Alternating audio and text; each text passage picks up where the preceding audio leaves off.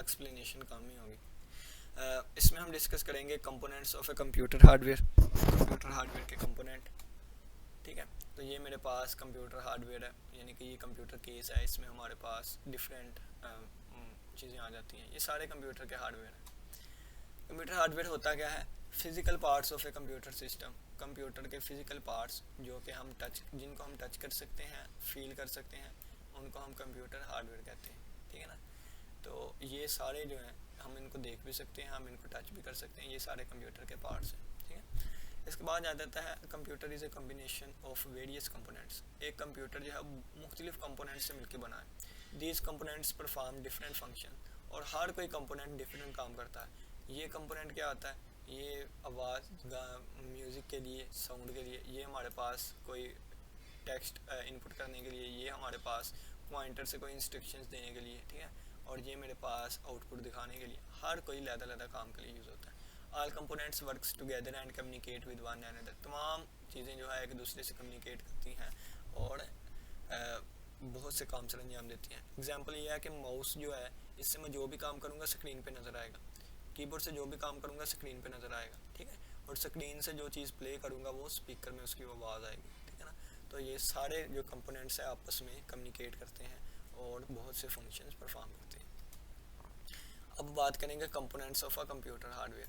Computer hardware के आगे कौन से कंपोनेंट्स होते हैं? जिसमें हमारे पास इनपुट डिवाइसेस आ जाती हैं, जैसे keyboard, mouse, touch pad, scanner, microphone. Next आगे जाकर ना हम इन सभी को डिस्कस भी करेंगे। ठीक है, आउटपुट डिवाइसेस आ जाती हैं हमारे पास, जैसे मॉनिटर, डिस्प्ले, प्रिंटर और स्पीकर। ठीक है, सिस्टम यूनिट आ जाता है, जिसमें हमारे पास मदरबोर्ड आता है, सीपीयू आ जाता है और मेमोरी आ जाती है। ये क्या होता है आगे हम डिस्कस करेंगे। स्टोरेज डिवाइसेस आ जाती हैं, जिसमें हार्ड ड्राइव आ जाता है, ऑप्टिकल डिस्क आ जाती है, मेमोरी कार्ड आ जाता है। कम्युनिकेशन डिवाइसेस आ जाती हैं, जिसमें हमारे पास मॉडेम आ जाती है, नेटवर्क कार्ड आ जाता है और राउटर आ जाता है।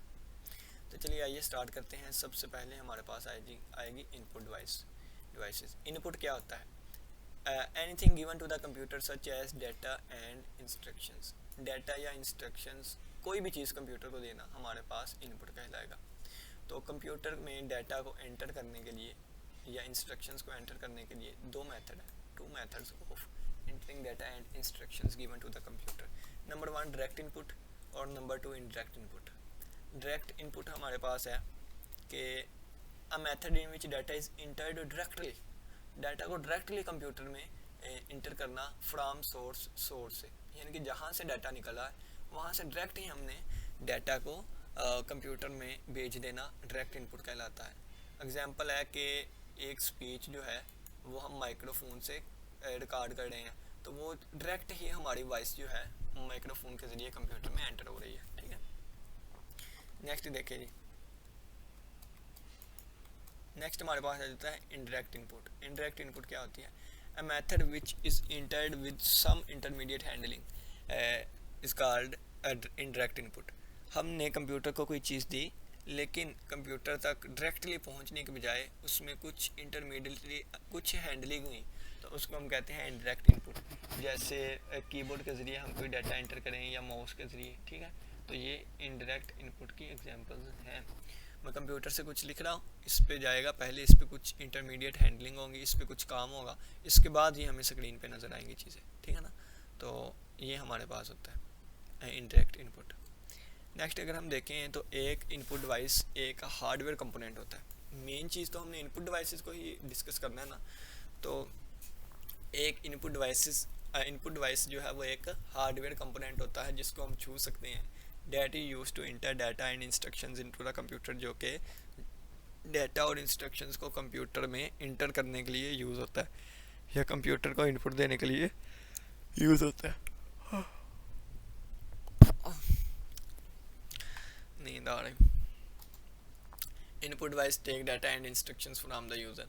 इनपुट डिवाइसेस क्या करती हैं? डाटा और इंस्ट्रक्शंस यूज़र से लेती हैं और इसको कन्वर्ट करती है उस फॉर्म में that is understandable the computer by the computer, जिसको कंप्यूटर आसानी से समझ सकता है। ठीक है, अगर मैं 2+2 दे दूँ कंप्यूटर को, कंप्यूटर बाइंड ही समझता है, तो मैं क्या होगा, ये सारी चीज़ें पहले उस फॉर्म में जाएंगी कि कंप्यूटर इसको अंडरस्टैंड कर सके। ठीक है ना।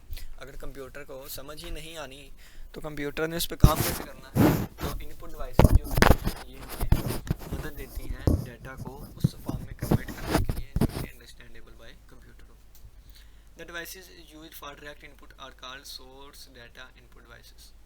जो डायरेक्ट वो डिवाइसेस, इनपुट डिवाइसेस की बात करें हैं, वो डिवाइसेस जो कि डायरेक्ट इनपुट के लिए यूज़ हो उनको हम क्या कहते हैं, सोर्स डाटा इनपुट डिवाइसेस। ठीक है, वो कौन कौन सी होती हैं हम डिस्कस करेंगे। There are generally 3 types of input devices. 3 तरह की जनरली डिवाइसेस होती हैं। एक कीबोर्ड्स जिसमें टाइप राइटर्स वगैरह आ जाते हैं, टाइप करके कोई डाटा एंटर करना। पॉइंटिंग डिवाइसेस, ठीक है ना, एक पॉइंटर होता है, यानी कि ये जो पॉइंटर है आपके सामने जिसको मैं हरकत दे रहा हूँ, तो पॉइंटिंग डिवाइसेस पॉइंटर की मदद से इनपुट देना।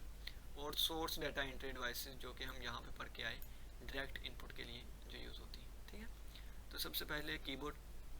Keyboard is the most commonly used input devices. Keyboard जो है वो सबसे ज़्यादा इस्तेमाल होने वाली मोस्ट कॉमनली इनपुट डिवाइस है। कीबोर्ड जो है वो डाटा को एंटर करती है बाय यूजिंग कीबोर्ड। ठीक है, कीबोर्ड, हाँ कीबोर्ड मतलब कि टाइपिंग की मदद से। डाटा इज़ मोस्टली, डाटा जो है वो ज़्यादातर इंटर किया जाता है यूजिंग अ कीबोर्ड। ये सारी चीज़ें कीबोर्ड के ज़रिए ही लिखी गई हैं, ठीक है ना, जो मैंने यहाँ पे लिखी गई है। तो सारा डाटा किसके ज़रिए एंटर हुआ, कीबोर्ड के ज़रिए। The buttons on keyboard are called keys. Computer keyboard के जो बटन्स होते हैं इनको हम कीज़ कहते हैं। ठीक है, a standard keyboard contains over 100 keys. एक स्टैंडर्ड कीबोर्ड होता है उसमें 100 से ज़्यादा कीज़ होती हैं, 101 या 104। ठीक है, the arrangement of keys on the keyboard is called keyboard layout. जिस तरह से कीबोर्ड के ऊपर बटन रखे गए हैं कि यानी कि पहले ए क्यू आए पहली लाइन में, दूसरी लाइन में सबसे पहले ए आता है, फिर एस आता है, डी आता है, एफ आता है। ये जो कीबोर्ड के बटनों की तरतीब है, इन कीज़ की अरेंजमेंट है, इनको हम कीबोर्ड लेआउट कहते हैं। मोस्ट पॉपुलर कीबोर्ड जो हर जगह यूज़ होता है वो क्वर्टी वाला होता है। ठीक है ना, क्वर्टी लेआउट का यूज़ होता है। इसको क्वर्टी लेआउट का कीबोर्ड इसलिए कहा जाता है क्योंकि the letters QWERTY appear on the top row of the main area of the keyboard. अगर कीबोर्ड है आपके पास तो कीबोर्ड देखिएगा, ये सबसे पहली जो अल्फ़ाबेट वाली लाइन होगी ना, सबसे पहले Q लिखा है, फिर W, फिर E, फिर R, फिर T, फिर Y। ठीक है ना, फिर U I O P लिखा है, लेकिन हम QWERTY लेआउट कहते हैं, यानी कि QWERTY लेआउट का ये हमारे पास कीबोर्ड है और हर जगह तकरीबन मैक्सिमम यही यूज़ होता है। A keyboard contains number keys, alphabetic keys, function keys and some special purpose key. Keyboard में मेरे पास कुछ नंबर कीज होती हैं, अल्फ़ाबेटिक कीज होती हैं, फंक्शन कीज होती हैं और कुछ स्पेशल पर्पस कीज होती हैं। फंक्शन कीज 4 कीज पर क्या है ना, function keys, alphabetic keys, number keys और special purpose keys. Function keys मेरे पास 1 से लेकर F1 से F12 तक होती है, जो कि स्पेशल फंक्शंस परफॉर्म करने के लिए यूज़ होती है। और ये सॉफ्टवेयर पर डिपेंड करता है कि इसने कौन सा फंक्शन परफॉर्म करना है। देखिए ना कि F5 की मदद से रिफ्रेश होता है। ठीक है ना, जिन्होंने कंप्यूटर वगैरह नहीं पढ़ी या जिनके पास जिन्होंने कभी कंप्यूटर नहीं चलाया तो उनको नहीं पता होगा। तो कंप्यूटर को जो डेस्कटॉप होता है ना, यहाँ से माई कंप्यूटर ऑन करते हैं, वहाँ पे हम पहले कंप्यूटर को रिफ्रेश करते हैं। ठीक है ना, तो ये तो देखा होगा रिफ्रेश करते हैं। तो F5 का बटन एक ऐसा बटन होता है कि अगर हम उसको दबाएं ना तो कंप्यूटर को रिफ्रेश करना स्टार्ट, यानी कि रिफ्रेश हो जाता है, कंप्यूटर में रिफ्रेश का ऑप्शन हो जाता है। इसी तरह अगर F1 दबाएंगे तो इससे हेल्प सेंटर ओपन हो जाता है किसी भी सॉफ्टवेयर में। ठीक है, तो ये डिफरेंट फंक्शन परफॉर्म करने के लिए यूज़ किए जाते हैं। मेन कीबोर्ड, मेन कीबोर्ड क्या होता है। Main keyboard, the main keyboard includes the keys found on a typewriter keypad.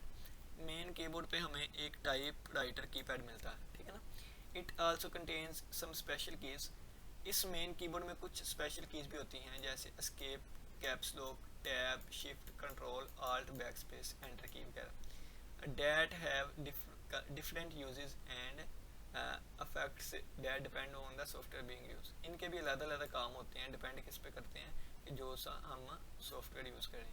ठीक है, सॉफ्टवेयर क्या होता है ये भी डिस्कस करेंगे। Numeric keys, numeric keys are located on the right side of the most keyboard. Keyboard की राइट साइड पे हमारे पास न्यूमेरिक कीज होती हैं।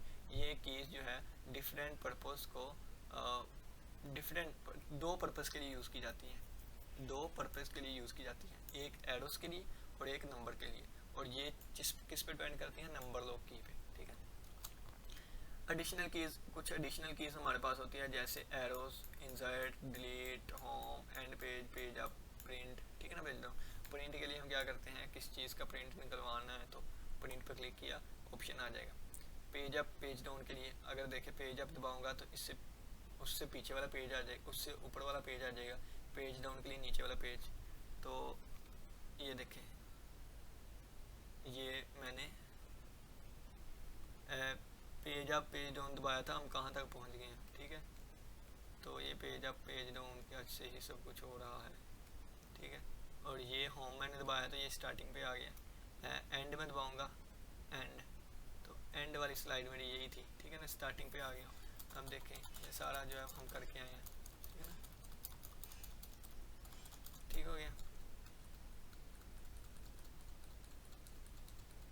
देखिएगा, ठीक है, यहाँ तक थे हम। अब ये मेरे पास कीबोर्ड भी है, यहाँ से आपको दिखा देता हूँ। इसको कहते हैं फंक्शन कीज़। ये मेरे पास फंक्शन कीज़ है F1 से लेके F12 तक, ठीक है, F1 से लेके F12 तक। अब देखें ये मेरे पास होता है मेन कीबोर्ड, ये मेरे पास क्या होता है, मेन कीबोर्ड, ये वाला इतना पोर्शन मेन कीबोर्ड। ये मेरे पास होता है न्यूमेरिक कीज़, ठीक है ना। कीज़ इनको इसलिए कह रहा है क्योंकि ये बटन होते हैं, ठीक है। अब ये मेरे पास जो बाकी पार्ट बचता है इसको मैं क्या कहता हूँ, इसको कहता हूँ स्पेशल कीज़, ठीक है ना, स्पेशल। अब ये जो मेन कीबोर्ड होता है ना, मेन कीबोर्ड, इसमें ABC भी लिखी गई है और इसमें कुछ स्पेशल कीज़ भी होती है, जैसे ये कंट्रोल का बटन है, ये आल्ट का बटन है, ठीक है ना, ये विंडो का बटन होगा, ये वाला विंडो का बटन है, ये टैब का बटन है, ये मेरे पास कैप्स लॉक होता है, ये मेरे पास शिफ्ट होता है, ठीक है ना। और ये मेरे पास इंटर है, ये शिफ्ट है, ये कंट्रोल है, यहाँ पे बैक स्पेस है, ठीक है। ये फंक्शन कीज़ है F1 से लेके F12 तक। डिफरेंट काम, डिफरेंट फंक्शंस इन्होंने परफॉर्म करने होते हैं।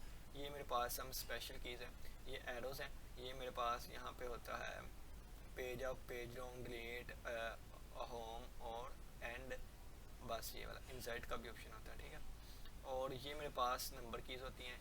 ये मेरे पास ये वाला बटन जो होता है, यहाँ पे नंबर लॉक का बटन होता है। अगर इसको दबाएंगे तो नंबर्स लिखे जाएंगे, ठीक है। और अगर दोबारा दबाएंगे तो यहाँ पे एरोज बने होते हैं, इसकी मदद से हम राइट जा सकते हैं, ठीक है ना। राइट एरो का काम करेगा, ये लेफ्ट एरो का काम करेगा, ये बटन ऊपर जाने के लिए काम करेगा, ऊपर, और ये नीचे का, ठीक है। और ये इंटर का बटन होता है। तो ये कीबोर्ड की मदद से हम काम करते हैं। चलिए आ जाए हम, तो यहाँ पे देखें, ठीक है ना, मेन फंक्शन कीज़ का पता चल गया, मेन कीबोर्ड का पता चल गया, न्यूमेरिक कीज़ का पता चल गया और एडिशनल कीज़ का पता चल गया। स्पीड बढ़ाते हैं, लेक्चर लेंथ ही हो रहा है। तो quality keyboard, types of keyboard की डिफरेंट टाइप्स होती हैं, जिसमें क्वालिटी कीबोर्ड आ जाता है कि इसमें सबसे पहले रो के ऊपर क्वालिटी लिखा होता है, ठीक है ना। तो इसी तरह वायरलेस कीबोर्ड आ जाता है जो कि वायर के बगैर अटैच हो सकता है, इसको हम कोडलेस कीबोर्ड भी कहते हैं, ठीक है ना। वो कीबोर्ड आप चाहें तो मोबाइल वायरलेस टेक्नोलॉजी के ज़रिए डाटा ट्रांसमिट करता है, यानी कि रेडियो वेव्स को यूज़ करते हुए या इंफ्रारेड लाइट वेव्स को यूज़ करते हुए। फिर आ जाता है पोर्टेबल कीबोर्ड, ऐसा कीबोर्ड जो कि आसानी से हम किसी भी डिवाइस से अटैच कर सकते हैं। इसके बाद आ जाता है अर्गोनॉमिक कीबोर्ड, यानी कि जो हमारे पास रिस्ट इंजरीज होती है, यानी कि कलाई में जिनकी इंजरीज हो जाती हैं, उनको टाइपिंग करने में डिफ़िकल्ट होता है, तो उसके लिए हम अर्गोनॉमिक कीबोर्ड यूज़ करते हैं। गेमिंग कीबोर्ड, ख़ास तौर पर गेमिंग के लिए बुलाए जाने वाले कीबोर्ड को हम गेमिंग कीबोर्ड कहते हैं। वर्चुअल कीबोर्ड, तो ये क्या होता है, वर्चुअल काम करता है, यानी वर्चुअल कीबोर्ड होता है, वायरलेस होता है, ऑप्टिकल डिटेक्टेबल होती हैं चीज़ें, ठीक है ना। वो जिस तरह मूवीज़ में आपने देखा होगा कि वो फिंगर्स के साथ कोई चीज़ चमक रही होती है कीबोर्ड की तरह की, तो फिंगर्स के साथ टाइपिंग करते हैं, वो सारा वर्चुअल कीबोर्ड है, ठीक है ना। नेक्स्ट अगर हम देखें, पॉइंटिंग डिवाइसेस आ जाती हैं। तो पॉइंटिंग डिवाइसेस ऐसी इनपुट डिवाइस, अब input device use to control a pointer, एक पॉइंटर को कंट्रोल करने के लिए जो इनपुट डिवाइस होती है उसको हम पॉइंटिंग डिवाइस कहते हैं। A pointer is a small symbol on the appear on the screen in GUI। ये GUI के बारे में पढ़ेंगे हम। ग्राफिकल यूज़र इंटरफेस में बात करते हुए, ये जो पॉइंटर आपको नज़र आ रहा है ना, इसकी जगह पे तीर भी नज़र आता है, ठीक है ना, कोई भी चीज़, ये क्या है, पॉइंटर। तो इसको मैं पॉइंटिंग डिवाइस की मदद से कंट्रोल कर रहा हूँ, यानी कि मैं माउस की मदद से इसको कंट्रोल कर रहा हूँ। तो पॉइंटर एक स्मॉल सिंबल होता है जो कि स्क्रीन पे अपीयर होता है। तो ये देखें स्क्रीन के ऊपर आपको ये पॉइंटर रेड कलर का नज़र आ रहा है ना, तो इसको कंट्रोल मैं पॉइंटिंग डिवाइस से कर रहा हूँ, ठीक है। अब नेक्स्ट है, pointing device can be used to select texture. इसको मैं टेक्स्ट को सिलेक्ट करने के लिए भी यूज़ कर सकता हूँ, ग्राफिक्स के लिए भी यूज़ कर सकता हूँ, और आइकन और मेन्यूज़ की कमांड के लिए भी यूज़ कर सकता हूँ, ठीक है। Some important pointing devices are as follows. Pointing devices में हमारे पास माउस आ जाता है जो कि सबसे ज़्यादा यूज़ होता है, और मैं माउस ही यूज़ कर रहा हूँ। ट्रैक बार आ जाती है, पॉइंटिंग स्टिक आ जाती है, टच पैड आ जाता है, टच स्क्रीन आ जाती है, लाइट पेन आ जाता है, डिजिटाइजर और ग्राफिक्स टैबलेट आ जाता है, जॉयस्टिक आ जाती है, पेन बेस्ड सिस्टम आ जाता है। ठीक है, तो ये मेरे पास सबसे पहले क्या है, ये सबसे पहले हम तरतीब से चलते हैं। ठीक है ना, सबसे पहले माउस की बात करें तो ये मेरे पास क्या है, ये माउस है। ठीक है, इसके बाद अगर हम देखें तो ट्रैक बार तो माउस क्या करता है, इसके 3 बटन होते हैं। ठीक है ना, एक बटन ये है, दूसरा बटन ये है, और एक ये स्क्रॉल बार होता है, और ये कभी कभी बटन भी होता है। ठीक है ना, ये वाला। तो कंप्यूटर को लेफ्ट राइट माउस को जैसे हरकत देंगे, स्क्रीन पे पॉइंटर भी वैसे हरकत करेगा। देखें, ये फ़र्ज़ करें माउस ही है, तो अगर मेरा पॉइंटर लेफ्ट जा रहा है, इसका मतलब मैं माउस से लेफ्ट लेके जा रहा हूँ माउस को। अगर राइट जा रहा है, मैं माउस को राइट लेके, ऊपर नीचे भी इसी तरह। ठीक है, अब ये मेरे पास ट्रैक बॉल होती है, माउस ही की तरह होती है, इसके ऊपर एक बॉल लगी होती है। यहाँ पे तो पूरे माउस को हरकत देना होता था, यहाँ पे ये ट्रैक बॉल एक ही जगह पे पड़ी होती है। ये ऊपर बॉल को हम घुमाएंगे तो स्क्रीन पे एरो जो है या पॉइंटर जो है वो लेफ्ट राइट हरकत करेगा। ठीक है, इसके बाद अगर देखें क्या आ जाता है, पॉइंटिंग स्टिक आ जाती है। ये आपने लैपटॉप के कीबोर्ड के दरमियान एक छोटा सा बटन देखा होगा, ये बटन नहीं होता, ये पॉइंटिंग स्टिक होती है। यानी कि इस पे फिंगर रख के हम लेफ़्ट राइट जैसे हम करेंगे ना, तो हमारा पॉइंटर भी उसी तरफ ही पॉइंट करेगा। माउस का काम करता है ये भी। नेक्स्ट आ जाता है टच पैड। तो टच पैड आप लोगों ने देखा होगा, ये वाला टच पैड होता है, कंप्यूटर लैपटॉप्स वगैरह में यूज़ होता है ये, जहाँ पे वो टच करके कंप्यूटर को चला रहा है। ठीक है, अब टच स्क्रीन क्या होती है, हर किसी को पता है, आजकल तो हर कोई मोबाइल यूज़ कर रहा है, तो ये मेरे पास टच स्क्रीन आती है। ठीक है ना, तो कंप्यूटर्स लैपटॉप भी होते हैं जो कि टच स्क्रीन होती हैं, एलसीडी भी होती हैं, एलईडीज जो कि टच स्क्रीन होती है। नेक्स्ट हमारे पास लाइट पेन आ गया। तो लाइट पेन ये वाली लाइट पेन होती है। ठीक है ना, तो इनकी मदद से भी हम डाटा एंटर वगैरह कर सकते हैं। नेक्स्ट हमारे पास डिजिटाइजर और ग्राफिक टैबलेट आ गया। तो ये मेरे पास डिजिटाइजर या ग्राफिक टैबलेट होता है। ठीक है ना, यानी कि इसकी मदद से हम मुख्तलिफ ग्राफिक्स ड्रा कर सकते हैं, ग्राफिक्स का काम कर सकते हैं, बिल्डिंगों के नक्शे वगैरह बना सकते हैं, ये सारा इसके लिए। नेक्स्ट आ जाती है जॉयस्टिक। जॉयस्टिक गेमिंग के लिए यूज़ होती है, गेमिंग के लिए ये मेरे पास जॉयस्टिक है। ठीक है ना, तो इसको गेमिंग के लिए यूज़ किया जाता है, ये भी जॉयस्टिक है। ठीक है, ये नीचे अपनी जगह पर पड़ा रहेगा, ये हैमर होता है, तो इसकी मदद से हम अपने माउस को या गेम्स वगैरह खेल सकते हैं, ऊपर बटन लगे हुए हैं। नेक्स्ट हमारे पास आ जाता है पेन बेस्ड सिस्टम। तो ये मेरे पास पेन बेस्ड सिस्टम होता है, जिन पे हम कुछ भी लिखें तो कंप्यूटर में शो होने लगता है। ठीक है, तो ये कुछ इनपुट डिवाइसेस थी। Next source data entry devices, ऐसी डिवाइसेस जिनके ज़रिए हम डायरेक्ट ही कंप्यूटर में डाटा को एंटर कर सकते हैं। ये डिवाइसेस एक quick and efficient way to input data perform करती हैं। ठीक है, types of source data input devices में सबसे पहले स्कैनिंग डिवाइसेस आ जाती हैं। स्कैनिंग डिवाइसेस में यानी कि डाटा को स्कैन करना, बारकोड रीडर आ जाता है। आपने देखा होगा कि मॉल्स वगैरह में गए होंगे तो हर एक प्रोडक्ट के नीचे ना लाइंस लगी होती हैं, कुछ लाइंस का डब्बा बना होता है, उनको हम कहते हैं बारकोड। तो उस बारकोड को पढ़ने के लिए जो डिवाइस यूज़ होती है उसको हम कहते हैं बारकोड रीडर। आप गए होंगे तो वहाँ पे हर एक प्रोडक्ट के पीछे ना इस तरह की लाइंस लगी होती है ब्लैक कलर की, उनको हम कहते हैं बारकोड, और उसको पढ़ने के लिए बारकोड रीडर यूज़ किया जाता है। मॉल्स वगैरह में गए होंगे ना तो वहाँ पे हर चीज़ को बारकोड किया जाता है, यानी कि इसको रीड किया जाता है, वो डिवाइस होती है एक, तो इसके ज़रिए इसको स्कैन किया जाता है, और इसमें सारी इसकी कीमत वगैरह स्टोर होती है, किसने बनाया, कब बनाया, एक्सपायरी डेट क्या है, सारी डिटेल इसमें स्टोर होती है। नेक्स्ट हमारे पास आ जाता है mark and character recognition devices. ठीक है ना, इसमें MICR आ जाता है, OMR आ जाता है, OCR आ जाता है, मैग्नेटिक स्ट्रिप आ जाता है, स्मार्ट कार्ड्स आ जाते हैं। जो हमारे पेपर्स चेक होते हैं ना, तो वो इन्हीं के ज़रिए होते हैं। यानी कि मार्क एंड कैरेक्टर रिकॉग्नाइजेशन, कोई मार्क लगा होता है या कोई ना कोई कैरेक्टर बने होते हैं इनको रिकॉग्नाइज करने के लिए। आजकल आपने देखा होगा कि मोबाइल से हम किसी टेक्स्ट की पिक लेते हैं, मोबाइल से हम किसी टेक्स्ट की पिक लेते हैं और फिर उसको मोबाइल में ऐसे ऐप्स होते हैं जो कि इसको डायरेक्टली कन्वर्ट कर देते हैं किसमें, टेक्स्ट में। ठीक है, तो वो क्या होते हैं, वो मार्क एंड कैरेक्टर रिकॉग्नाइजेशन होते हैं, मार्क एंड कैरेक्टर रिकॉग्नाइजेशन होते हैं। ठीक है, तो इनका मुखफ़फ़ क्या है या होते क्या है, MICR कहते हैं magnetic ink character recognition reader. Bank accounts में एक ख़ास इंक या एक ख़ास इंक यूज़ की जाती है MICR के लिए, फिर उस इंक को जो है वो स्कैन किया जाता है। ठीक है ना, इसमें OCR कहते हैं ऑप्टिकल कैरेक्टर रिकॉग्नाइजेशन को। ठीक है ना, ये ऑप्टिकली जो हमारे पास कैरेक्टर को पहचानता है और बता देता है ये कैरेक्टर। OMR कहते हैं ऑप्टिकल मार्क रिकॉग्नाइजेशन, अगर कोई निशान लगा हुआ है तो इसको रिकॉग्नाइज करना। ठीक है, इसके बाद मैग्नेटिक कार्ड स्ट्रिप लगी होती है। अगर आप कार्ड देखेंगे ना, कार्ड ये वाला कार्ड होता है, एटीएम का ही ले लें या कोई और, तो यहाँ पे एक स्ट्रिप लगी होती है, ठीक है ना, नहीं तो यहाँ पे कहीं किसी का डब्बा बना होता है, उसको कहते हैं मैग्नेटिक स्ट्रिप। स्मार्ट कार्ड भी आ गए हमारे पास, ठीक है। अब देखिएगा जी, ये फैक्स मशीन होती है। फैक्स मशीन खास तौर पे एक दूसरे को डॉक्यूमेंट शेयर करने के लिए बनाई गई है, ठीक है। इसकी मदद से हम डाटा जो है इंटर कर सकते हैं, भेज सकते हैं किसी को और ले भी सकते हैं। नेक्स्ट हमारे पास इमेजिंग सिस्टम हो जाता है, ठीक है ना, इमेजिंग सिस्टम। तो इसके बाद अगर हम बात करें तो इमेजिंग सिस्टम को हम ग्राफिक्स के अंदर भी कहते हैं, ठीक है ना। तो ऑडियो वीडियो डिवाइसेस हो जाती हैं, जिसमें हमारे पास ऑडियो इनपुट डिवाइसेस आ जाती हैं, वीडियो इनपुट डिवाइसेस में कैमरा वगैरह आ जाएगा, ऑडियो इनपुट डिवाइसेस में माइक्रोफोन्स वगैरह आ जाएंगे, तो ये कैमरा भी एक साथ अलग बताया हुआ है, ठीक है ना। आउटपुट डिवाइसेस की बात करें तो the data has been processed into useful information is called output. Data को यूजफुल इंफॉर्मेशन में कन्वर्ट कर देने को हम आउटपुट कहते हैं। आउटपुट दो फॉर्म्स की हो सकती हैं, एक हार्ड कॉपी और एक सॉफ्ट कॉपी।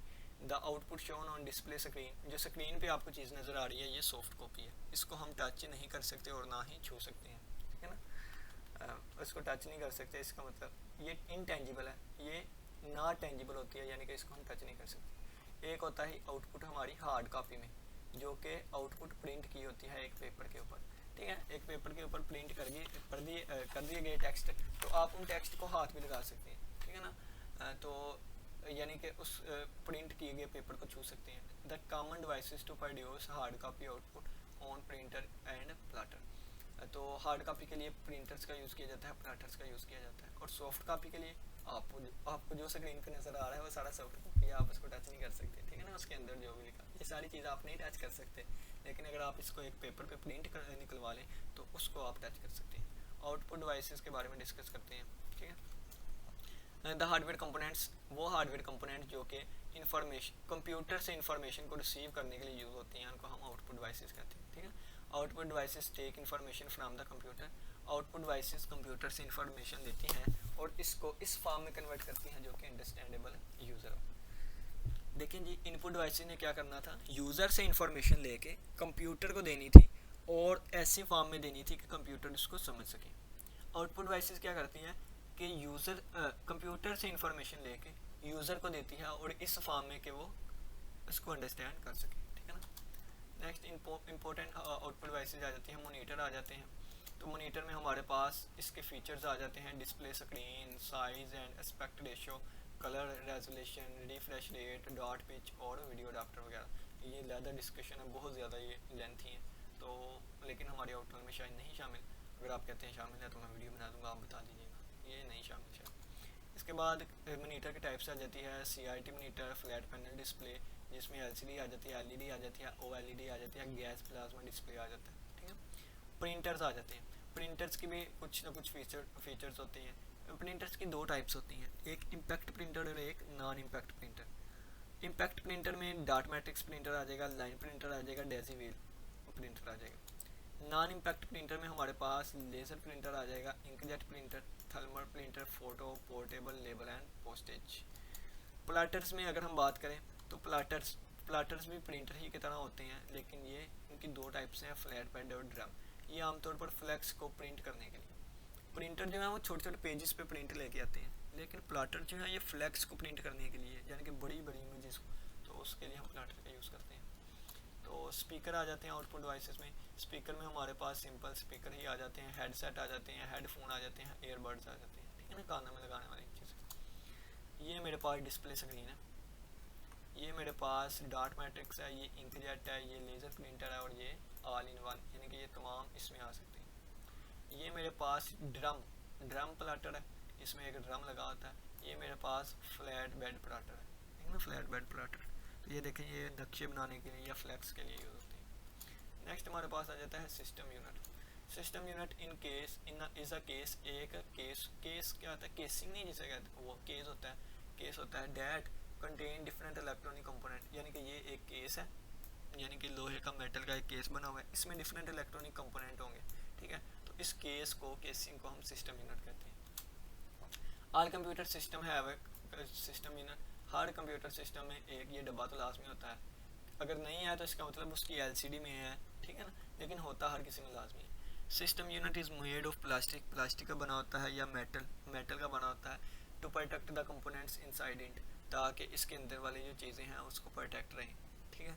तो ये मेटल का ही क्यों होता है, तो इसके लिए फिज़िक्स का बहुत ज़्यादा चीज़ें एक्सप्लेन करने के लिए है मेरे पास, कि electromagnetic waves, electro static force जो है इस पर अप्लाई नहीं होती, या वो गाजिस लॉ की पहली एप्लीकेशन सारी, ठीक है। तो टॉपिक पे ही रहती हैं, ठीक है। The system unit typically contain, system unit में ज़्यादातर मदरबोर्ड होते हैं, प्रोसेसर होता है, मेमोरी होती है, हार्ड डिस्क होती है और अदर इलेक्ट्रॉनिक कंपोनेंट होते हैं। चीज़ों को याद रखिएगा, आगे पढ़ने लगे। मदरबोर्ड होता है इस डब्बे में, ठीक है, और प्रोसेसर होता है, मेमोरी होती है, हार्ड डिस्क होती है और अदर इलेक्ट्रॉनिक कंपोनेंट्स होते हैं।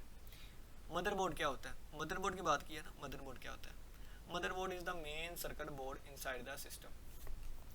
तो यहाँ पे पिक भी हो गया अगर मिल जाए तो, ये देखें, ठीक है।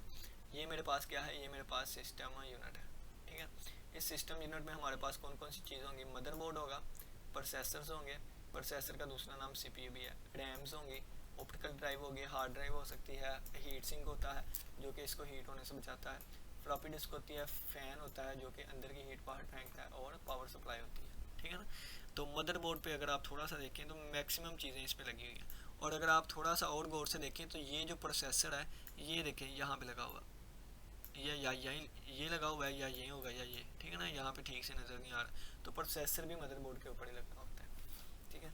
तो इन सभी चीज़ों को हम रिमूव करके अब पढ़ लेते हैं। अगर आप अपने किसी के पास कंप्यूटर है, ओपन करके देखेंगे यही चीज़ें होंगी, ठीक है ना। तो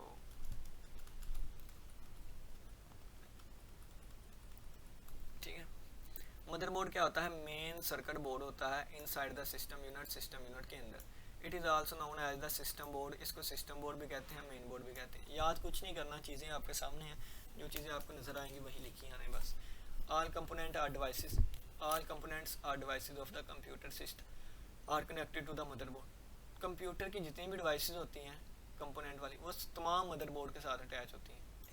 सम electronic components are built into the motherboard, कुछ इलेक्ट्रॉनिक कंपोनेंट्स मदरबोर्ड के अंदर बिल्ट होते हैं और कुछ इसके साथ अटैच किए जाते हैं, ठीक है ना। वही बात देख लें,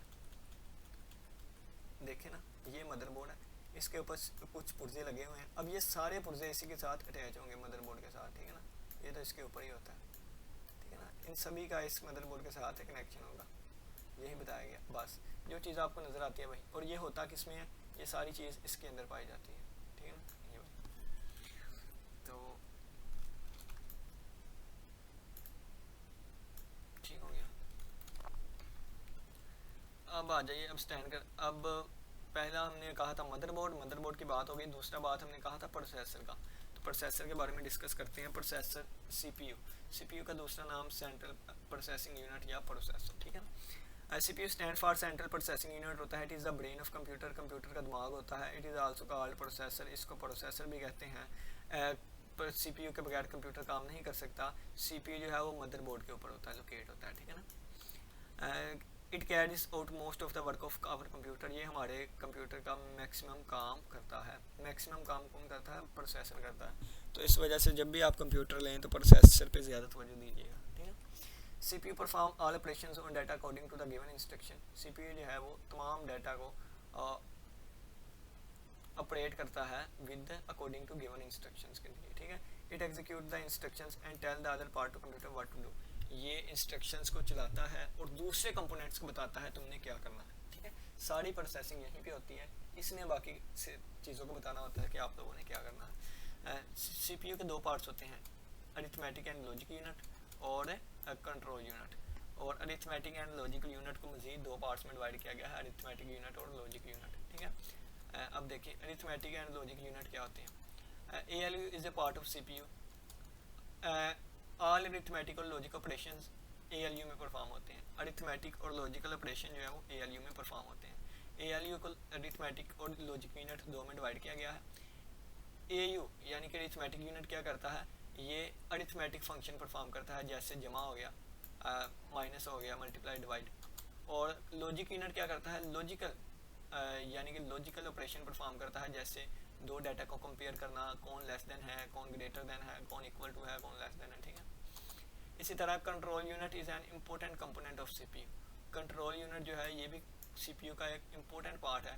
it acts like a supervisor, ये सुपरवाइजर की तरह काम करता है। इट डज नॉट ये खुद कोई काम नहीं करता, ये दूसरों के कामों को कंट्रोल करता है कि किसने कौन सा काम कैसे करना, ठीक है ना।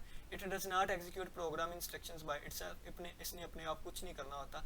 इट कंट्रोल ऑल एक्टिविटीज़, ये तमाम एक्टिविटीज़ ऑफ कंप्यूटर सिस्टम को कंट्रोल करता है, ठीक है ना, इसने कंट्रोल ही करना आता है। It performs this task by issuing necessary command to different component of a computer, ये कामों को करवाता है बाय इशूइंग नेसेसरी कमांड्स दे के मुख्तलिफ कंपोनेंट्स को, ठीक है ना, मुख्तलिफ कंपोनेंट्स को डिफरेंट कमांड्स दे के ये उनसे काम करवाता है। इंपॉर्टेंट ऑपरेशन इसके क्या होते हैं, ये इंस्ट्रक्शंस को फैच करता है मेन मेमोरी से इंस्ट्रक्शंस को पकड़ता है।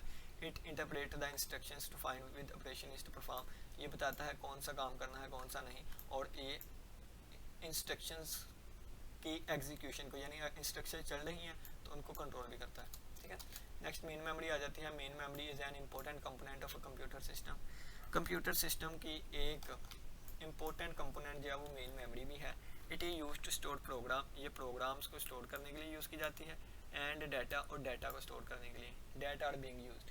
ये जो सारी चीज़ें आपके सामने चल रही हैं ना, ये सारी मेन मेमोरी पे चल रही है। मेन मेमोरी कंप्यूटर का एक इम्पोर्टेंट पार्ट होता है, ये उन प्रोग्राम्स को स्टोर करने के लिए यूज़ की जाती है जो कि इस्तेमाल हो रहे हैं। तो मैं इसको यूज़ कर रहा हूँ ना, यानी कि ये स्लाइड जो भी है, तो किसी न किसी सॉफ्टवेयर पे इसको यूज़ कर रहा हूँ। तो ये सारा प्रोग्राम, जिन प्रोग्राम पे मैं यूज़ कर रहा हूँ, ये सारा कहाँ पे चल रहा है, ये सारा रैम पे चल रहा है, मेमोरी पे चल रहा है, ठीक है। It is also known as working area, इसको working area of computer system भी कहते हैं। Computer can not work without main memory, computer main memory के बगैर काम नहीं कर सकता, क्योंकि ये जो प्रोग्राम मैं चला रहा हूँ, ये जो चीज़ें आपके सामने नज़र आ रही हैं, चल किस पे रही हैं, ये मेरे कंप्यूटर पे मेन मेमोरी पे चल रही है। अगर मेन मेमोरी ना होती तो ये चीज़ें नहीं थी चलनी, ठीक है ना। स्ट्रक्चर ऑफ मेन मेमोरी आप खुद पढ़ लीजिएगा, पढ़ना लीजिएगा, आपकी अपनी मर्जी करना है या नहीं, ठीक है ना। Accessing data in main memory आ जाता है। टाइप्स ऑफ मेमोरी आ जाता है, जिसमें हमारे पास रैम या रोम आ जाता है, ठीक है ना। रैम को स्पेशली तौर पे मेन मेमोरी भी कहा जाता है, ठीक है ना, मेन मेमोरी भी रैम को कहा जाता है। तो रैंडम एक्सेस मेमोरी, सबसे पहले रैम आ जाती है। रैम का मतलब होता है रैंडम एक्सेस मेमोरी, ठीक है ना। इसको डायरेक्ट एक्सेस मेमोरी भी कहते हैं।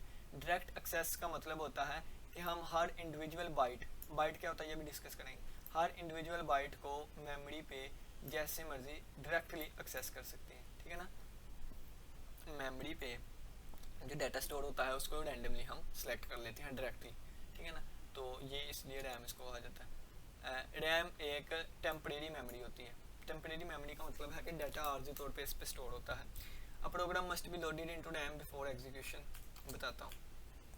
RAM is a volatile memory, it means that its content lost when power is turned off. इस पे डाटा आर्जी तौर पे महफूज होता है, यानी देखिए जी मेरा ये चीज़ चल रही है, अगर लाइट बंद हो गई तो ये सारी चीज़ बंद हो जाएगी, यानी कि डाटा ख़त्म। मैं दोबारा कंप्यूटर ऑन करूँगा तो दोबारा स्टार्टिंग से स्टार्ट होगा। इसी तरह है ना, यानी कि कंप्यूटर पे कोई चीज़ गाना चल रहा है, कंप्यूटर बंद हो गया यानी कि गाना भी बंद हो गया, ठीक हो गया। अब जब मैं दोबारा कंप्यूटर चलाऊँगा तो वो सॉन्ग जो मैं सुन रहा था वो मुझे दोबारा से प्ले करना पड़ेगा, वो मुझे दोबारा से लोड करना पड़ेगा। ये वो गाना चल किस पे रहा था, वो रैम पे एग्जीक्यूट होता है, ठीक है ना, थोड़ी देर के लिए आर्जी तौर पर। तो वो चीज़ें हमें दोबारा, यानी कि ये एक वोल्टाइल मेमोरी होती है, यानी कि बिजली के एक ख़त्म। लेकिन इसी की जगह अगर मैं यूएसबी की बात लूँ तो यूएसबी में डाटा है, लाइट जितनी मर्जी बंद कर दें यूएसबी में डाटा रहना ही रहना है, ठीक है ना। तो रैम क्या होती है, एक टेम्परेरी मेमोरी होती है। लेकिन बाकी स्टोरेज डिवाइसेस की अगर बात करें तो वो मेरे पास परमानेंटली स्टोरेज डिवाइसेस होती है।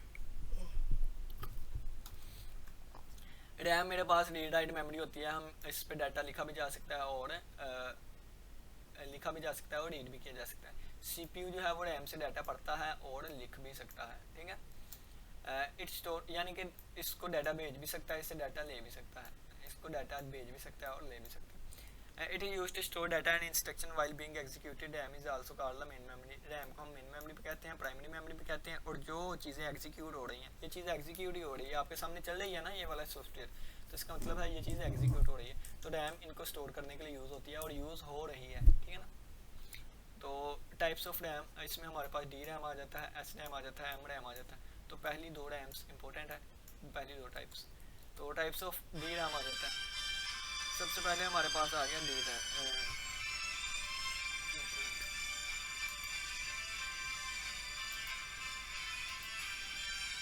मेमोरी की सबसे पहली टाइप आती है D RAM.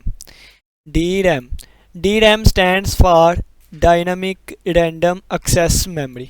Dynamic random access memory, इसको रैंडम एक्सेस मेमोरी इस वजह से कहा जाता था कि ये एक ऐसी मेमोरी थी जिसमें से हम डाटा रैंडमली एक्सेस कर सकते हैं। ठीक है, तो रैंडम एक्सेस मेमोरी की ही एक टाइप है dynamic random access memory. It is the least expensive kind of RAM. ये रैम की सबसे कम कीमत वाली टाइप है। ठीक है, the electrical charge of D RAM decreases with the time that may result in loss of data. अब डी रैम पे जो डाटा स्टोर होता है ना, वो इलेक्ट्रिक चार्जेस की मदद से स्टोर होता है। जैसे जैसे वक्त गुजरता जाता है चार्जेस की मिकदार कम होती जाती है, जिसकी वजह से इसका डाटा लॉस होने का भी खतरा बढ़ता जाता है। तो डाटे को मेंटेन रखने के लिए, to maintain its data, D RAM is recharged. D RAM को बार बार चार्ज करना पड़ता है, और रिफ्रेश्ड या रिफ्रेश करना पड़ता है अगेन एंड अगेन, बार बार। ठीक है, the processor can not access the data of D RAM. Processor D RAM का डाटा एक्सेस नहीं कर सकता when it is being refreshed, जब ये रिफ्रेश हो रही हो। That is why it is slow, इस वजह से ये स्लो होती है।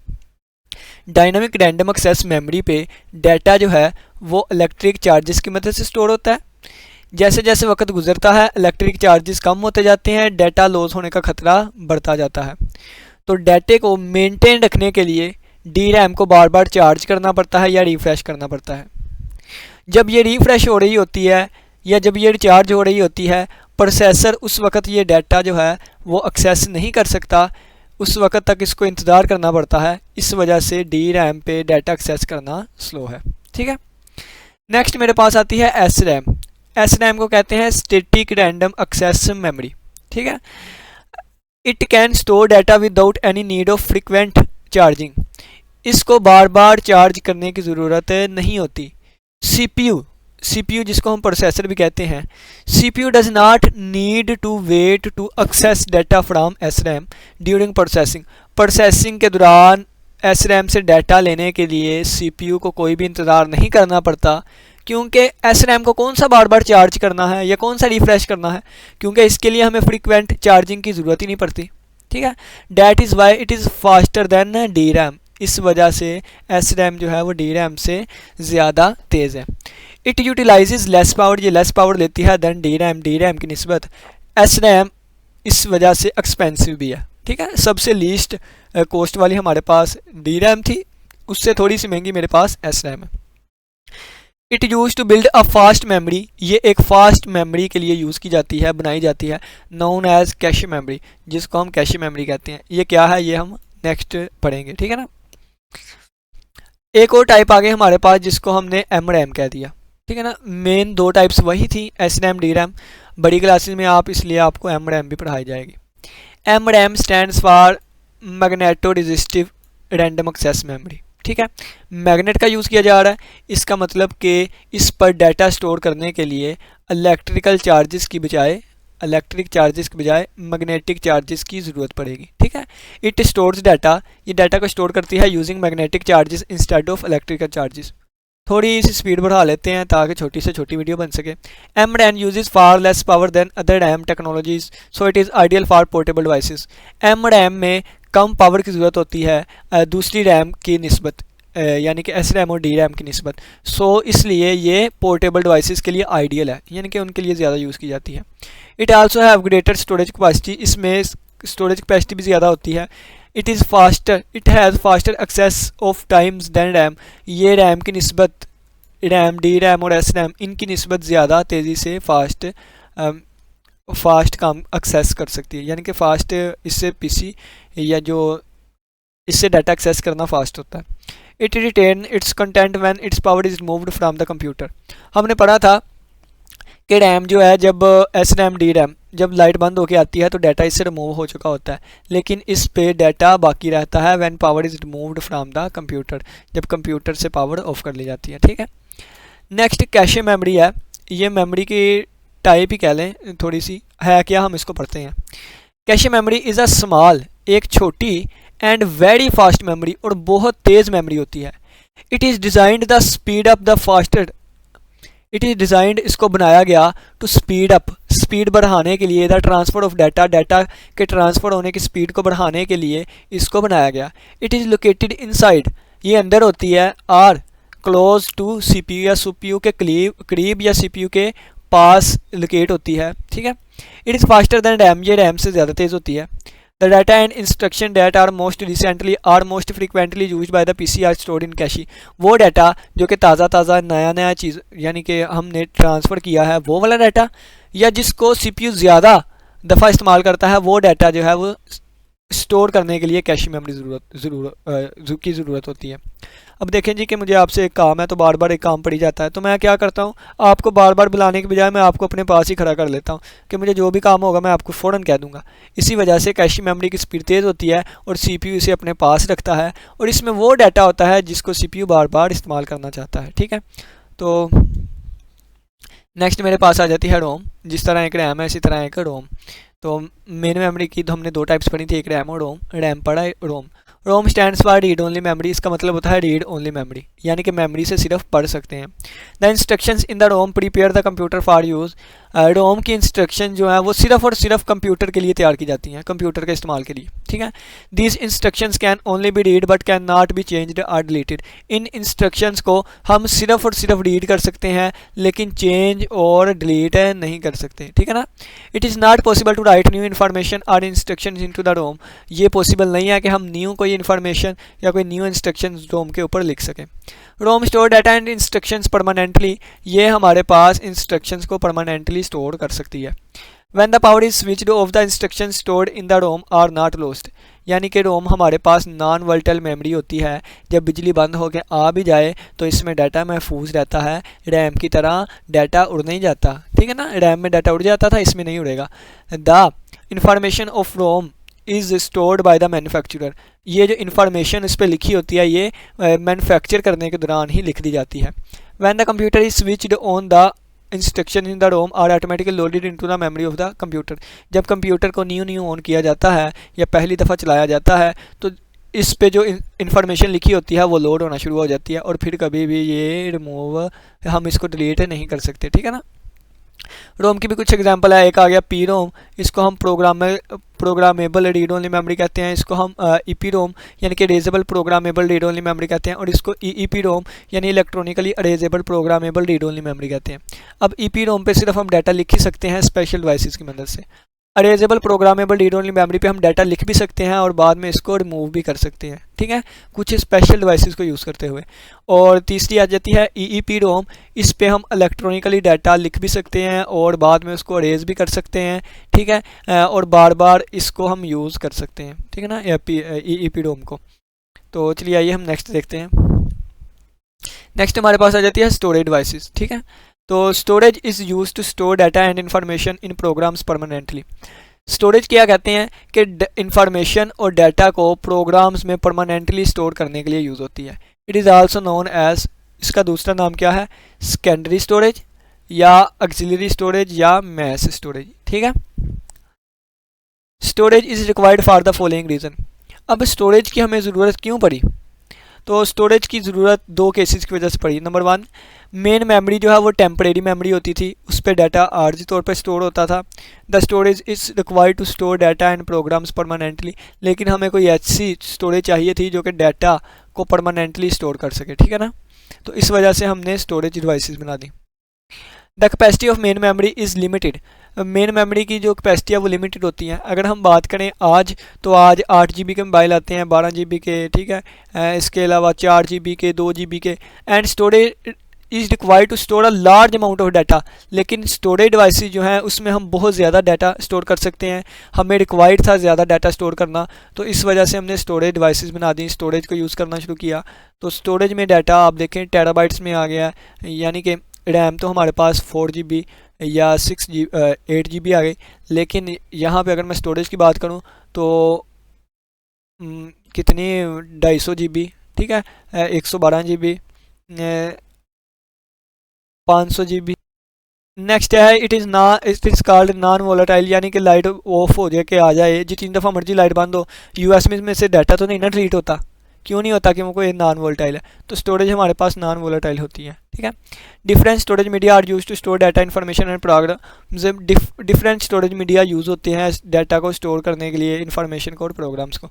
इनमें से हमारे पास हार्ड डिस्क आ गई, USB फ्लैश ड्राइव आ गई, मेमोरी कार्ड्स आ गए, ऑप्टिकल डिस्क वगैरह आ गई, ठीक है।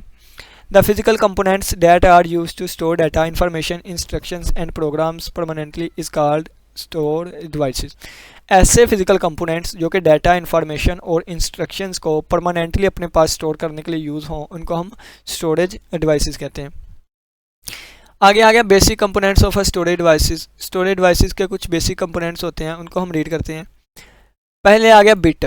तो मेमोरी का सबसे छोटा यूनिट बिट होता है। अब 1 bit takes 1 storage location in memory. ये मेमोरी में एक छोटी सी सबसे जगह होती है, वो 1 बिट की होती है। इसके बाद आ जाता है निबल। तो निबल 4 बिट्स को मिला के एक निबल बनता है। इसके बाद आ जाता है बाइट। तो 8 बिट्स को मिला के एक बाइट बनता है, यानी कि 2 निबल को मिला के। इसके बाद आ जाता है किलो बाइट।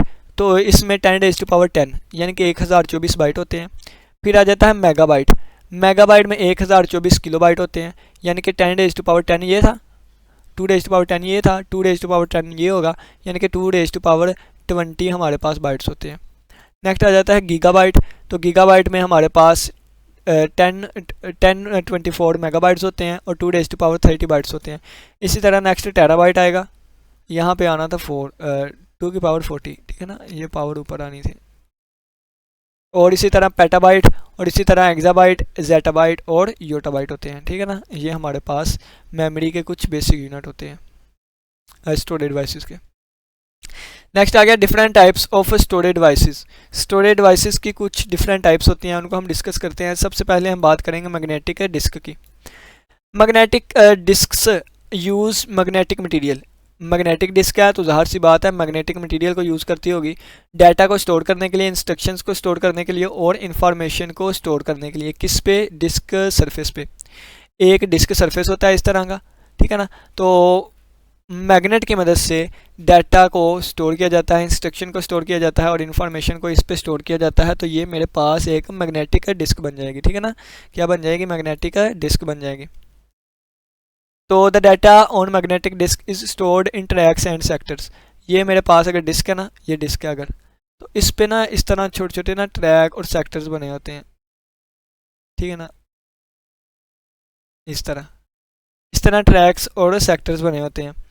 तो डाटा जो है इन ट्रैक्स और सेक्टर में महफूज होता है। नेक्स्ट अगर बात करें तो आ जाती है हार्ड डिस्क। हार्ड डिस्क क्या होती है? Hard disk is the primary storage device. ये एक प्राइमरी स्टोरेज डिवाइस होती है कंप्यूटर में to store the program and data permanently. Data और प्रोग्राम को परमानेंटली स्टोर करने के लिए। इसको हम हार्ड डिस्क ड्राइव भी कहते हैं और हार्ड ड्राइव भी, ठीक है ना। इसको हम HDD भी कहते हैं और HD भी कहते हैं। नेक्स्ट हमारे पास आती है फ्लॉपी डिस्क, ठीक है। तो floppy disk consist of a thin plastic disk. Floppy disk एक छोटी ब्रेक प्लास्टिक डिस्क पे मुश्तमिल होती है, कोटेड, जिसको कोट किया गया होता है, यानी कि जिसके ऊपर एक मैग्नेटिक मटेरियल होता है। एक थिन प्लास्टिक डिस्क होती है जो कि कोटेड होती है, जिस पे लपेटा होता है या जिस पे चढ़ा होता है क्या? Magnetic material. This disk is enclose in a plastic jacket. और ये डिस्क को एक प्लास्टिक की जैकेट में बंद किया जाता है। It is a portable storage medium. और इसको हम एक जगह से दूसरी जगह लेके जा सकते हैं, ठीक है ना। एक कंप्यूटर से दूसरे कंप्यूटर में अटैच कर सकते हैं, ये पोर्टेबल होती है। नेक्स्ट हमारे पास आ जाता है optical disk. Optical disk is a form of removable storage. ये भी रिमूवेबल स्टोरेज होती है, यानी कि एक कंप्यूटर से रिमूव करके दूसरे कंप्यूटर में लगा सकते हैं। इट इंक्लूड्स CDs, इसमें CDs आ जाती है, DVDs आ जाती हैं, ब्लू रेज आ जाती हैं, ठीक है। It use a laser. ये लेज़र को इस्तेमाल करती है to read and write data on optical disk. Optical disk पे डाटा को लिखने के लिए, पढ़ने और लिखने के लिए, ठीक है। इसमें लेज़र का इस्तेमाल किया जाता है ऑप्टिकल डिस्क पे डाटा राइट या रीड करने के लिए। Laser beam write on the surface by creating small hole on the disk. ये डिस्क के ऊपर छोटे छोटे होल करती है लेज़र, और इसके ज़रिए वो डाटा जो है उस पर राइट करती है। अब लेज़र की बात किया तो इनमें हमारे पास लेज़र जो है वो रेड लेज़र यूज़ की जाती है, इसमें हमारे पास ब्लू लेज़र यूज़ की जाती है। इसकी स्पीड बहुत ज़्यादा तेज़ होती है बनिस्बत इनके, ठीक है ना। तो नेक्स्ट हमारे पास आ गया USB। तो USB flash drive is a small and portable storage device. ये एक छोटी और पोर्टेबल, यानी कि एक जगह से उतार के दूसरी जगह लेके जा सकते हैं, पोर्टेबल डिवाइस है। स्टोरेज डिवाइस है। It is connected to the computer, ये कंप्यूटर के साथ कनेक्ट की जाती है through USB port, USB port के ज़रिए, ठीक है। जिस पे हम यूएसबी अटैच करते हैं उसको यूएसबी पोर्ट कहते हैं। तो कंप्यूटर में हम इसको यूएसबी पोर्ट के ज़रिए अटैच करते हैं। It is commonly use to transfer data from one computer to another, इसको आमतौर पर डाटा को एक कंप्यूटर से दूसरे कंप्यूटर में ट्रांसफ़र करने के लिए यूज़ किया जाता है, ठीक है ना। It can be carried in pocket easily, इसको हम पॉकेट में डाल के कहीं भी आसानी से लेके आ जा सकते हैं। It also called thumb drive, इसको हम थंब ड्राइव भी कहते हैं, की ड्राइव भी कहते हैं और जंप ड्राइव भी कहते हैं, ठीक है ना। नेक्स्ट हमारे पास आ गया मेमोरी कार्ड, ठीक है। तो a memory card is a removable flash memory to store. Memory card हमारे पास एक रिमूवेबल है, यानी कि एक चीज़ से रिमूव करके दूसरी डिवाइस में लगा सकते हैं। फ्लैश मेमोरी टू स्टोर, ठीक है, डाटा को स्टोर करने के लिए एक फ्लैश मेमोरी होती है। The existing data can be erased and new data can be written easily, पहले वाला डाटा जो उस पर एग्जिस्ट कर रहा होता है उसको हम इजीली एरेज भी कर सकते हैं और उस पर न्यू डाटा इजीली लिख भी सकते हैं या स्टोर भी करवा सकते हैं। अ memory card can be inserted into a slot on computer, एक मेमोरी कार्ड को एक कंप्यूटर के स्लॉट में एंटर किया जाता है या मोबाइल फ़ोन की डिवाइसेस में। अब आप लोग कहेंगे कि मोबाइल फ़ोन में तो हम मेमोरी कार्ड को एंटर कर लेते हैं, लेकिन कंप्यूटर में हम कैसे मेमोरी कार्ड को इंसर्ट करेंगे? तो हाउएवर, ताहम, it can not be attached, ये attached, it can not be attach to the computer, अगर कंप्यूटर के साथ अटैच नहीं होता। If it does not have a slot, अगर इसमें कोई भी स्लॉट नहीं है। उन्होंने कहा है कि इसको कंप्यूटर के साथ हम अटैच नहीं कर सकते अगर कंप्यूटर में मेमोरी कार्ड की कोई स्लॉट नहीं है। लेकिन ये जो मैं आपको बना के दिखा रहा हूँ तो एक कंप्यूटर पे ही है और इस कंप्यूटर में हमारे पास ये है, ठीक है ना, कार्ड की जगह स्पेस है।